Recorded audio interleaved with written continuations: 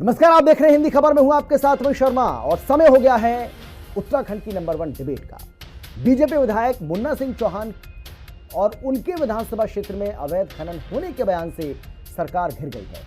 विधायक मुन्ना सिंह ने कहा है कि विकासनगर क्षेत्र में वैध खनन की आड़ में जोरों से अवैध खनन किया जा रहा है। मुन्ना सिंह चौहान के बयान को लेकर कांग्रेस सरकार पर हमलावर हो गई है और कांग्रेस का यह कहना है कि राज्य में धड़ल्ले से अवैध खनन हो रहा है। इस पर सत्ताधारी बीजेपी के विधायक मुन्ना सिंह चौहान ने भी मुहर लगा दी है। इसके पहले आपको याद होगा कि बीजेपी सांसद त्रिवेंद्र सिंह रावत की ओर से भी, जो कि मुख्यमंत्री भी रहे हैं प्रदेश के, उनकी ओर से भी हरिद्वार की गंगा में अवैध खनन होने का आरोप लगाया था। और अब मुन्ना सिंह का ये बयान कहीं ना कहीं सरकार के लिए गले की फांस बन गया है और कांग्रेस पार्टी इसको मुद्दा बना रही है। और कांग्रेस ये कह रही है कि आपके अपने ही ये बता रहे हैं कि किस तरीके से लगातार अवैध खनन जो है वो हो रहा है। इस पर सरकार लगाम लगा पाने में नाकाम है। एक रिपोर्ट आपको हम दिखाते हैं, देखिए।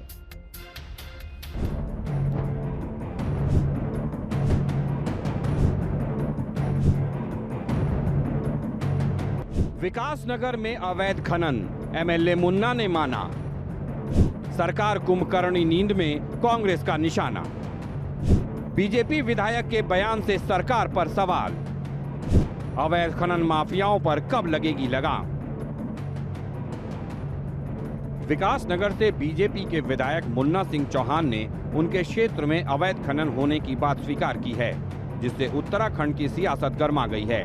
बीजेपी विधायक ने शक्ति नहर के पुलों के निरीक्षण के दौरान ये बयान दिया है। विधायक ने पुल नंबर 1 के पास घनी आबादी के बीच बनाई गई एक सड़क का जिक्र करते हुए कहा कि इस सड़क को 2 बार बनाया गया, लेकिन खनन के भारी भरकम वाहनों की आवाजाही ने इस सड़क के परखच्चे उड़ा दिए हैं। विधायक ने साफ तौर पर कहा कि इस क्षेत्र में वैध खनन की आड़ में धड़ल्ले से अवैध खनन किया जा रहा है। विधायक का कहना है कि उन्होंने इस पर लगाम लगाने के लिए पुलिस को निर्देश दिए हैं। साथ ही आगे सख्त कार्रवाई की बात विधायक ने कही है। वहीं मुन्ना सिंह के बयान को लेकर कांग्रेस ने सरकार पर निशाना साधा है। कांग्रेस की मुख्य प्रवक्ता गरिमा दसौनी ने कहा है कि अवैध खनन को लेकर पूर्व सीएम त्रिवेंद्र रावत के बाद अब बीजेपी विधायक के बयान से साफ है कि राज्य में जोरों से अवैध खनन किया जा रहा है। कांग्रेस मुख्य प्रवक्ता ने कहा कि राज्य के संसाधनों को लूटा जा रहा है और सरकार कुंभकर्णी नींद में सोई हुई है। रात भर तो ये कुछ वैध कुछ अवैध, मुझे कहने में भी कोई संकोच नहीं, कुछ वैध कुछ अवैध। रात को चोरी चकारी की जो जिससे फ्रीक्वेंसी और बढ़ जाती है, तो वो सब यहाँ पे चीजें हो रही है। तो अभी मैंने सरसरी तौर पर कहा है अभी अपने पुलिस इंचार्ज को कि यहाँ पर जो ये खनन का ट्रैफिक है इसको डाइवर्ट करिए दाएं बाएं से, यहाँ बस्ती के बीच से ये नहीं आएंगे और आगे फिर इसके लिए कुछ कदम भी उठाएंगे। मुन्ना सिंह चौहान कोई पहले व्यक्ति नहीं है ये बात कहने वाले। इससे पहले त्रिवेंद्र रावत जी, जो पूर्व मुख्यमंत्री भी हैं और जो हरिद्वार से सांसद भी हैं, उन्होंने सदन में ये बात कही है, संसद भवन में ये बात कही है कि धड़ल्ले से अवैध खनन चल रहा है प्रदेश के अंदर और सीना जो है छलनी किया जा रहा है नदियों का, नालों का। ऐसे में सरकार, ऐसा लग रहा है, कुंभकर्ण की या तो नींद में सोई हुई है या धृतराष्ट्र बने रहना चाहती है। पूर्व मुख्यमंत्री और हरिद्वार से सांसद त्रिवेंद्र सिंह रावत ने पिछले संसद सत्र के दौरान उत्तराखंड में अवैध खनन का मुद्दा उठाते हुए चिंता जताई थी, जिस पर राज्य में काफी हो हल्ला मचा था।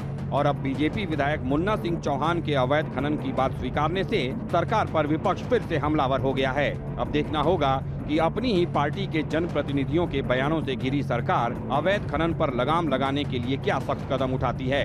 देहरादून से संवाददाता शुभांगी भट्ट और अशोक कुमार के साथ ब्यूरो रिपोर्ट, हिंदी खबर।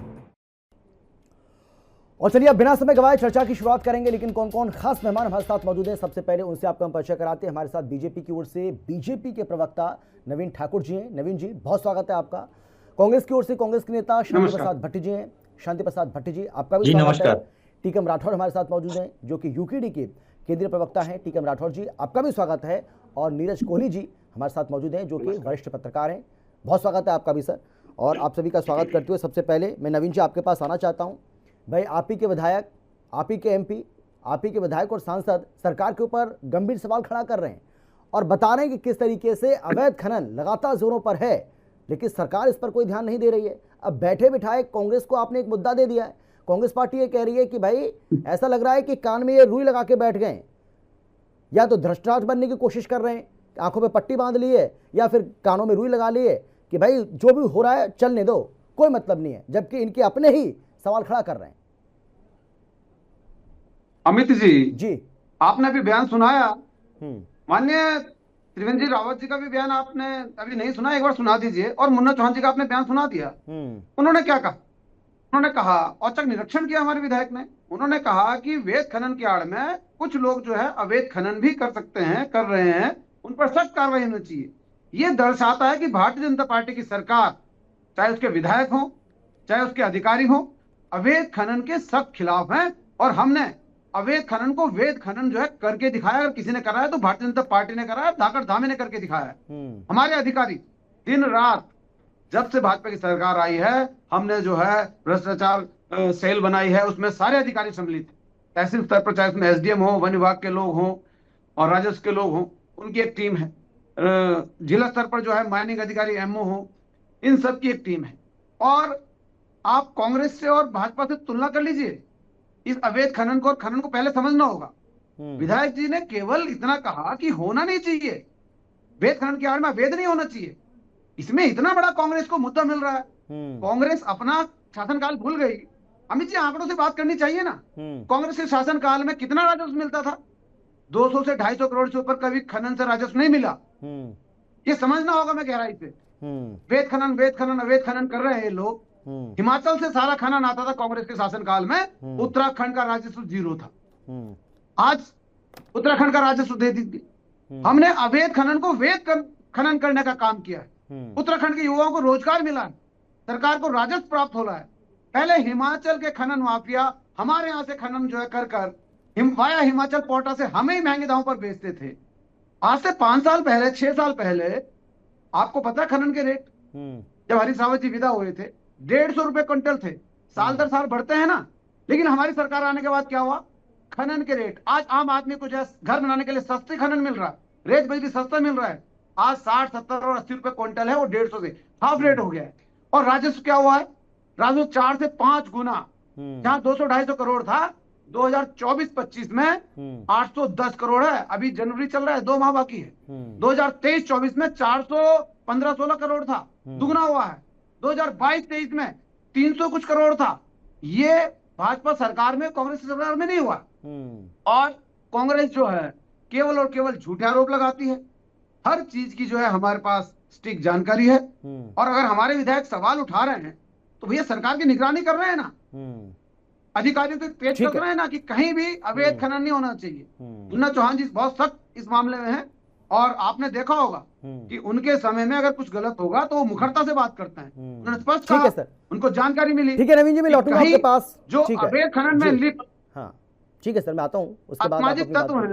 हाँ ठीक है सर, मैं एक मिनट बात पूरी कर लूं। जल्दी से जल्दी। माननीय विधायक जी का केवल इतना कहना था कि अवैध खनन की आड़ में जो असामाजिक तत्व अवैध खनन कर रहे हैं, पुलिस सख्त कार्रवाई करे और भाजपा सरकार में कहीं भी अवैध खनन नहीं होना चाहिए। माननीय विधायक जी का तात्पर्य केवल इतना था। इसमें सवाल कहां से हो गया?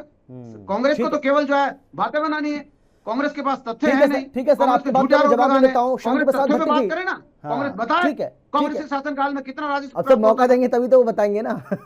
आप मौका तो दे नहीं रहे ना, आप मुझे बोलने दे रहे हैं ना आप उनको बोलने दे रहे हैं। बिल्कुल, चलिए ठीक है, ठीक है सर, आता हूं। कांग्रेस के पास, हाँ ठीक है, आपने मुझे बोलने का समय दिया तो मैंने अपनी बात रखी। कांग्रेस बिल्कुल सही बात है, ठीक है सर, ठीक है। अब आगे आमंत्रित करता हूं उनको। वो जो शांति प्रसाद भट्टी जी, सवाल यह है कि भाई अगर मुख्य विपक्षी पार्टी होने के नाते कांग्रेस पार्टी या कांग्रेस पार्टी के नेता इस मुद्दे को उठाते, मुद्दा तो आप उठा ही रहे हैं क्योंकि आपको बैठे बैठे मुद्दा मिल गया, लेकिन कोई सबूत आप पेश कर पाते अपनी तरफ से? मतलब आप ना बीजेपी के विधायक के भरोसे रहते ना सांसद के भरोसे रहते, तो ये माना भी जाता कि भाई देखिए किस तरीके से कांग्रेस पार्टी जो है अपनी भूमिका को ठीक से निभा पा रही है। भाई उन्होंने आरोप लगाए, आपने उसका मुद्दा बना लिया। आप ये बताइए क्या आपके पास कोई ऐसा सबूत है या सिर्फ हवा हवाई बातें हो रही हैं? दूसरों की बातों को मुद्दा बनाने की कोशिश कर रही है कांग्रेस पार्टी। वो तो बता रहे हैं किस तरीके से राजस्व हासिल लगातार हो रहा है और तुलना करके बता रहे हैं, वो तो आंकड़े लेके बैठे हैं कि आपके समय में कितना राजस्व हासिल हुआ और अब कितना हो रहा है। अमित जी, भारतीय जनता पार्टी के प्रवक्ता मेरे भाई नवीन ठाकुर जी इतने उद्वेलित हो रहे थे कि जैसे वो कहते हैं ना, अब मैं कहूंगा तो नाराज हो जाएंगे।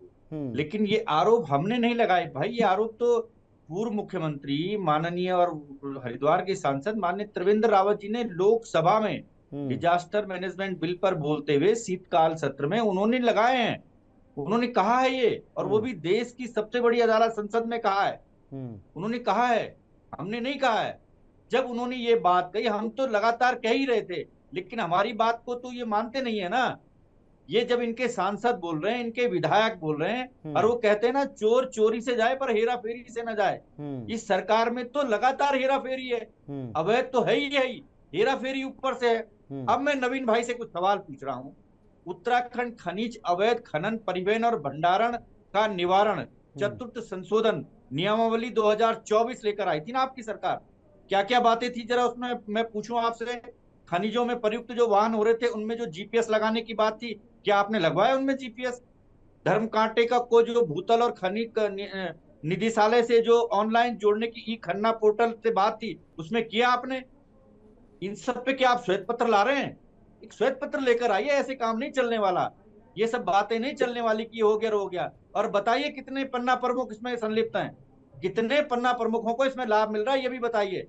कितने भारतीय जनता पार्टी के नेता कार्यकर्ता इससे पल पोस रहे हैं, बड़े हो रहे हैं, ये भी बताइए। और कितना जो आपने आंकड़े दिए ना नवीन जी, ये भी बता दीजिए कि सेंटर को कितना हिस्सा इसमें जा रहा है और सेंटर के किस किस नेता को कितना कितना हिस्सा जा रहा है, ये सब बताइए। नहीं, लेकिन अगर शांति प्रसाद भट्टी जी, ये सवाल तो पूछा जाएगा ना सर, अनुमति दे रहे हैं, बताइए वो कौन से 200 मीटर की डिटेल भंडारण? शांति प्रसाद जी, ये सवाल तो पूछा जाएगा ना जिले में कि भाई अगर वाकई में अवैध खनन हो रहा है तो फिर रेवेन्यू कैसे बढ़ रहा है? अवैध खनन हो रहा है और इससे आपदा का मुहाना उत्तराखंड बन रहा है, ये हम कहना चाहते हैं। नहीं, ये सवाल तो पूछा जाएगा ना सर कि अगर वाकई में अवैध खनन हो रहा है तो फिर रेवेन्यू कैसा बढ़ रहा है? अगर नवीन जी जो कह रहे हैं कि भाई रेवेन्यू तो लगातार बढ़ रहा है ना, फिर नुकसान क्या हो रहा है? तो फायदा हो रहा है।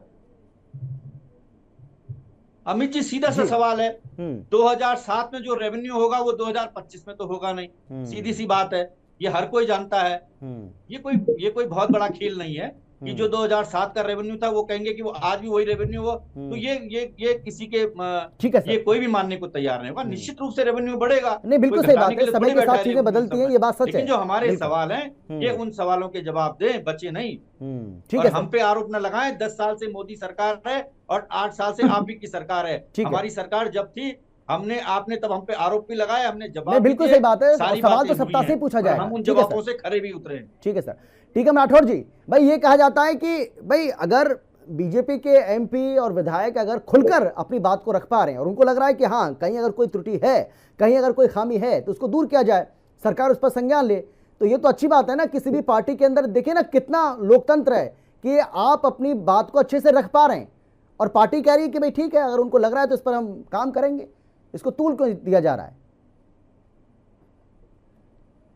देखिए अमित जी, जिस प्रकार से भारतीय जनता पार्टी के प्रवक्ता ने बात की कि हम राजस्व बढ़ाना चाहते हैं, इनको तो वो कहावत हो गई कि भैंस गिरा के उसके चमड़ी से जूता बनाने वाली बात कर रहे हैं। जो हमारे बड़े बड़े पुल है, यमुना नदी पे बहुत बड़ा पुल है, उसको ये गिरवा लेंगे और उसके एवरेज में जो मोटी रकम लगने वाली है उस पुल को बनाने में, क्या इनको अभी तक इसकी अकल नहीं आई कि जो कोटद्वार का जो पुल गिरा अभी तक नहीं आप बना पाए उसे? तो ये तमाम जो चीजें हैं, जनता इसी पे तो विरोध कर रही है कि जो हमारा आवाजाही का जो साधन है, क्या आप उसको भी हमें महफूज रखोगे उस चीजों से?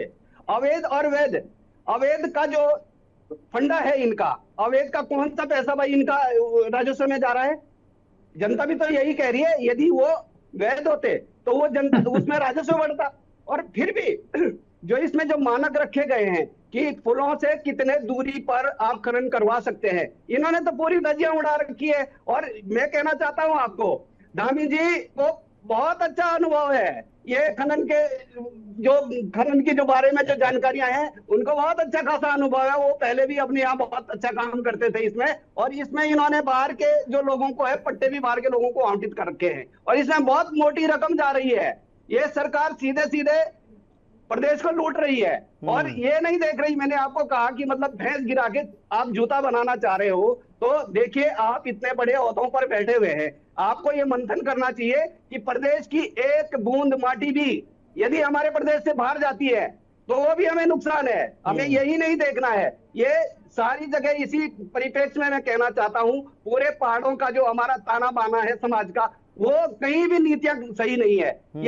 यही विकास नगर वाली बात नहीं रुकती। अभी कोटद्वार में इनको सबक नहीं मिला इससे, और जगह भी तमाम जो पुल है उसमें जो मानक रखे गए हैं कि पुलों से कितने दूरी में इसका खनन किया जा रहा है, तो वो क्या ये नहीं दिखाई दे रहे? इनको ये जियो दिखाई दे रहे हैं, अनसेंट के जियो वो नहीं दिखाई दे रहे कि जिससे हमें सीधा सीधा नुकसान हो रहा है। मतलब भैंस गिरा के जूता बनाओगे, तो ये इनको कहावत हो रखी है। तो अब इससे ज्यादा हम क्या कहें कि कैसी सरकार हो सकती है, कैसी ये बुद्धि रखती है। ठीक है तो बड़ा विचित्र प्रश्न है इसमें। ठीक है नीरज कोहली जी, अगर सरकार के ही नुमाइंदे, मतलब भाई आप हिस्सा हैं उस पार्टी के, और वही अगर वो मतलब सवाल खड़ा कर रहे हैं, बीजेपी के विधायक हैं, बीजेपी के सांसद हैं, वही सवाल खड़ा कर रहे हैं, वो कह रहे हैं कि भाई अवैध खनन हो रहा है, इस पर आप ध्यान दीजिए, इसको खत्म करिए, अगर इस पर काबू आप नहीं पाएंगे तो और ज़्यादा क्षति हो सकती है, प्रदेश को और ज़्यादा नुकसान हो सकता है।